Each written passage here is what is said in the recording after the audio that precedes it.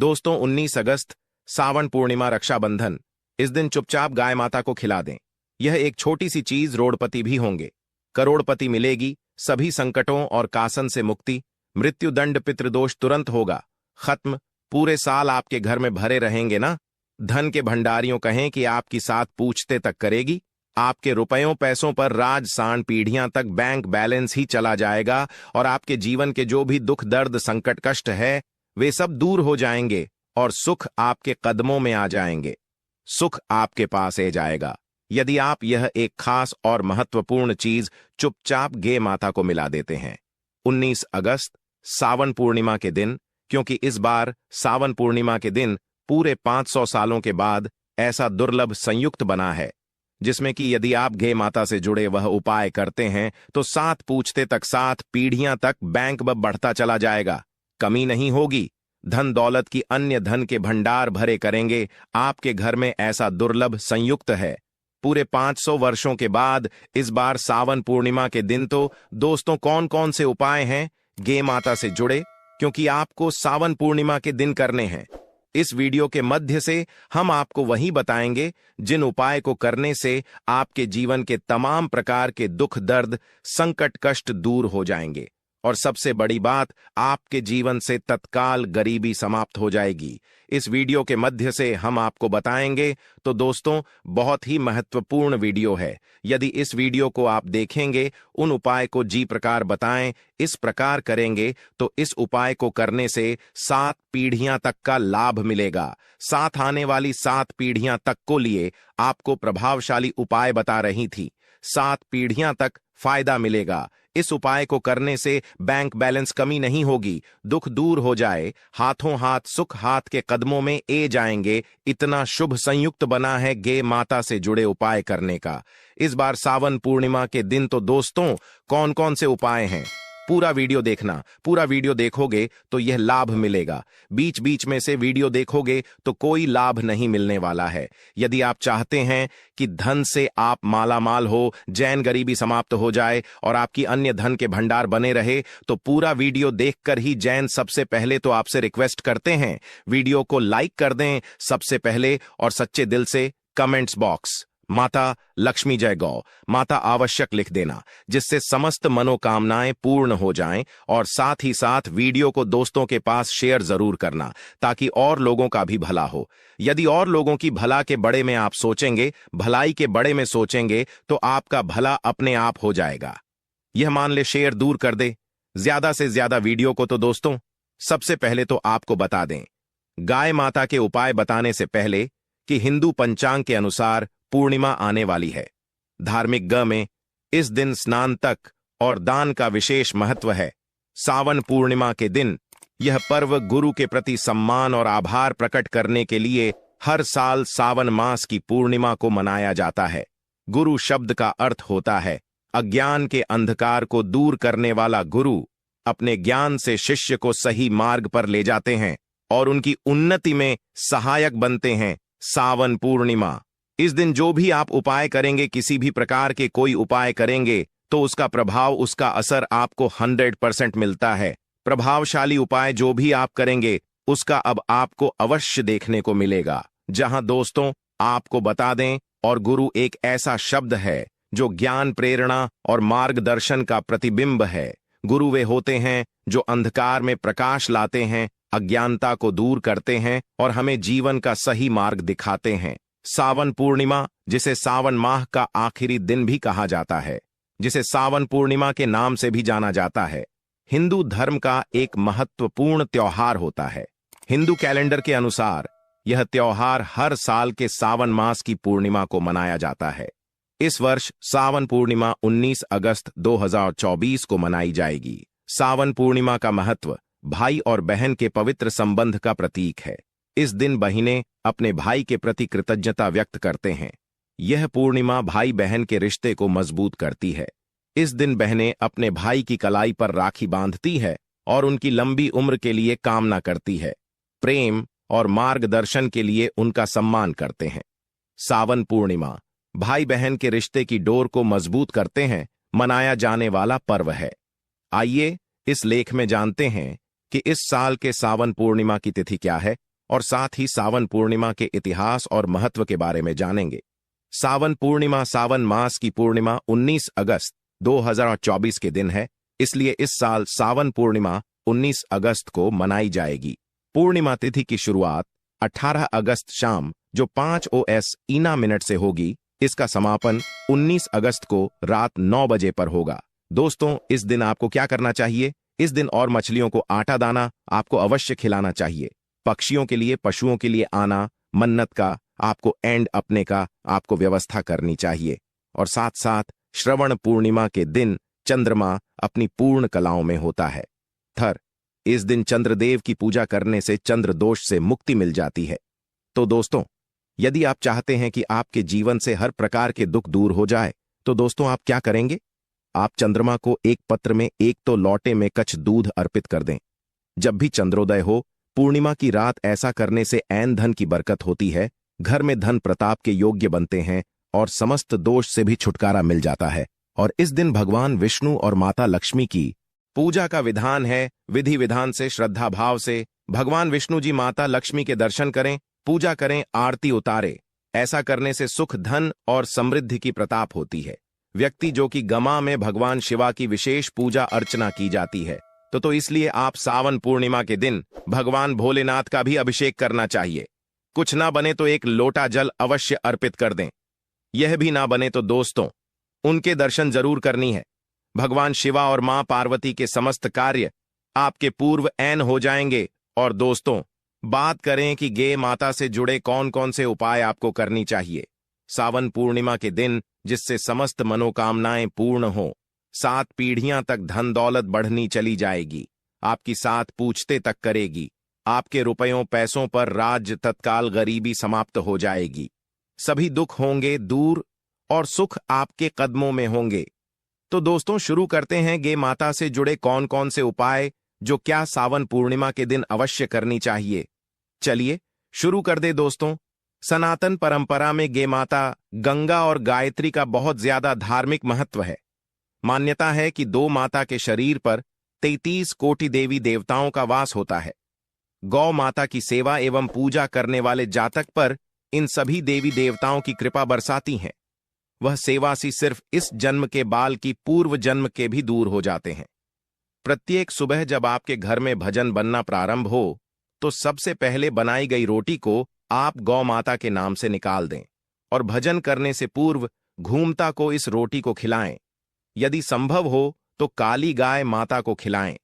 यदि काली गाय माता ना मिले तो सफेद गाय माता को भी आप मिला सकते हैं। यह पूजा और मांगलिक कार्य में गौ माता या उनसे जुड़ी चीज जैसे गाय माता का गोबर, गोमूत्र, ग माता का दूध, दवाग माता के दूध से बना घी अवश्य शामिल करें। इससे आपको उन्हें प्रभाव की प्रताप होगी। सनातन परंपरा के अनुसार जी घर में गाय माता होती हैं, उसे घर से जुड़े सभी वास्तु दोस्त स्वतः ही समाप्त हो जाते हैं। किसी भी पूजा में गे से प्राप्त पंचगव्य युद्ध पदार्थ का उपयोग अवश्य शामिल करें, क्योंकि पंचगव्य के बिना कोई भी पूजा पाठ और हवन सफल नहीं होता। जादू तो वह कृपा अपने के लिए प्रतिदिन, हफ्ता अथवा महीने में परिवार समेत एक बार गौशाला जाने का नियम जरूर बनाएं और वहां गायों को हरा चारा जरूर खिलाएं। इससे आपको शुभ फलों की प्रताप होगी और साथ ही साथ गौ सेवा और गौ पूजा से 9 ग्रह शांत हो जाते हैं और इसे जुड़े 200 का निदान हो जाता है। गर्मियों में गौ माता को पानी पिलाया और सर्दी में गौ माता को गुड़ अवश्य खिलाएं। ध्यान रखें कि गर्मियों में गगा माता को गुड़ न खिलाएं। अनेक देवी देवताओं को अपने शरीर पर धारण करने वाली गौ माता से जुड़े कई शुभ और अशुभ संकेत भी होते हैं। मसलन गे माता का दूध धोते समय यदि गे माता ठोकर मार दे और सर दूध बिखर जाए तो अपशगुन होता है। यदि कोई यात्रा पर निकाल रहा हो और गौ माता अपने बछड़े को दूध पिलाता सामने ये जाए तो निश्चित रूप से जीत यात्रा के लिए आप निकले हैं। यात्रा आपके लिए अवश्य सफल होगी और वह कम जिसके लिए आप निकले हैं मैं अवश्य ही पूर्ण होगा। यात्रा पर जाते समय बाई और गौ माता की आवाज आना और रात्रि में गौ माता की बीमा करना भी शुभ होता है दोस्तों। साथ ही साथ गौ माता के साथ आप भूलकर भी यह कामना करें, अन्यथा मिलता है घर नरक और जीवन भर की परे निशानियां। दोस्तों, गौ माता को राष्ट्रीय पशु बनाए जान और इन्हें मौलिक अधिकार दिए। जान की बात हो रही है तो सवाल उठाता है कि गौ माता जब भारतीय संस्कृति का हम हिस्सा है, तब भी गौ माता के साथ लोग खराब व्यवहार कैसे कर लेते हैं। गौ माता दर दर भटकती रहती है, भरपेट इन्हीं चारों तक लोग नहीं देते। गौ माता जब तक दूध देती रहती है तो उनकी सेवा होती है, और जैसे ही दूध देना बैंड कर देती हैं तो लोग इन्हें उनकी किस्मत पर छोड़ देते हैं, सड़कों पर और गलियों में भड़काने के लिए। ऐसे में गोवंश जीवन को कोई डंडे से मारता है तो कोई उन पर पानी डाल देता है। कभी वाहनों से इन्हें ठोकर लग जाती है तो कभी बीमा होकर बेचारी एक गौ माता दम तोड़ देती है। ऐसे में जरूर है इन बातों को जानकारी। गौ माता को लेकर शास्त्रों में क्या कहा गया है, गौ माता के साथ आपको कैसा व्यवहार करना चाहिए। या दोस्तों, गौ माता को कभी भी मारना पीटना नहीं चाहिए। शास्त्रों में गौ माता को माता का दर्ज दिया गया है। गौ माता को कटने पीटने वाला, माता को काटने पीटने वाले के समाज पाप का भाग माना जाता है। ऐसे घरों को नरक लोक में वर्षों तक कष्ट भोगना पड़ता है। अगले जन्म पशु यानी मैं मिलता है। कथा है कि गौतम मुनि ने गलती से गौ माता को डंडा मार दिया था, जिससे गौ माता की मृत्यु हो गई थी, और इस पाप से मुक्ति के लिए इन्हें वर्षों तक तपस्या करनी पड़ी। भगवान श्री कृष्ण जी ने बेल स्वरूप में आए व्रत असुर का वध कर दिया था, जिससे मुक्ति के लिए भगवान श्री कृष्ण को संपूर्ण तीर्थ को एक कुंड में बुलाना पड़ा, और इस कुंड में स्नान से वह पाप मुक्त हो गई थी। या दोस्तों, साथ ही साथ जो लोग पानी पी रही गौ माता को भागते हैं, वे घर पापी के भाग्य बनकर नरक भगते हैं, ऐसा पुराण में बताया गया है।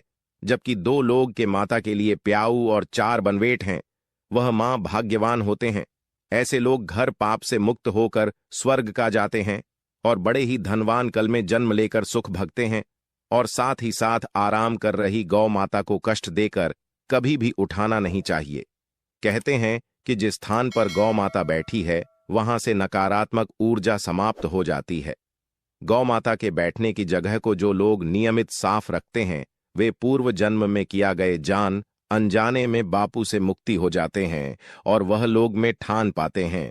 गौ माता को डंडा मारकर उठाना, पानी डालकर उठाने से मनुष्य पाप का भाग बनता है और अगले जन्म में उसे दर दर भटकना पड़ता है।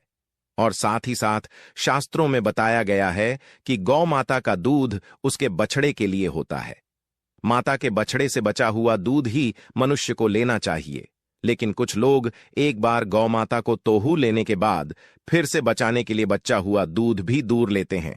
ऐसा करना घर पाप कहां जाता है। ऐसे दूध को दुखन वाला और ग्रहण करने वाला दोनों ही पाप की भाग बन जाते हैं दोस्तों। साथ ही साथ शास्त्रों में कहा गया है कि गोवंश यानी गौ माता और बेल के पीठ पर नहीं बैठना चाहिए। इनके पीठ पर बैठने से मां बाप लगता है। ऐसे लोगों को नरक की यातना भुगतान पड़ती है।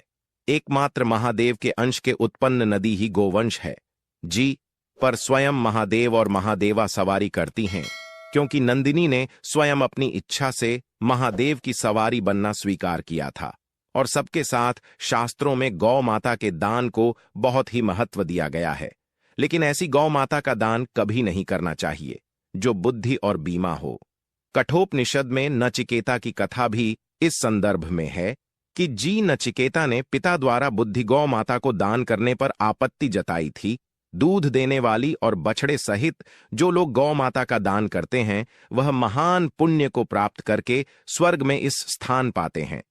दोस्तों, साथ ही साथ सूर्य चंद्र मंगल या शुक्र की यूटी रहो तो पितृदोष होता है। यह भी मान्यता है कि सूर्य का संबंध पिता से, मंगल का संबंध रक्त से होने के कारण सूर्य यदि शनि राहु या केतु के साथ स्थित हो या दृष्टि संबंधी हो तथा मंगल की यूटी राहु या केतु से हो तो तेरा दोस्त होता है। इस दोस्त से जीवन संघर्ष में बन जाता है। यदि पितृदोष हो तो गौ माता को प्रतिदिन या किसी भी एकादशी को या किसी पूर्णिमा के दिन या अमावस्या को रोटी, घोड़चार आदि खिलौने से पितृदोष से समाप्त हो जाता है। साथ ही साथ देसी के माता की पीठ पर जो खुद होता है वह बृहस्पति गुरु हैं। 8 और जन्मपत्री में यदि बृहस्पति अपनी नीचे राशि मकर में हो या अशुभ स्थिति में हो तो देसी गौमाता के इस बृहस्पति भाग शिवलिंग रूपी कुबेर के दर्शन करने चाहिए। यह गुण तथा चने की दाल रखकर गौमाता को रोटी भी दें इससे आपको शुभ फलों की प्रताप होगी। और साथ ही साथ यदि आप रास्ते में जा रहे हो और सामने से गौमाता आई हुई दिखाई दे तो गौमाता को आप अपनी दाहिनी ओर से जान देना चाहिए। आपकी यात्रा बस से ही सफल होगी। और साथ ही साथ यह है संकेत भी।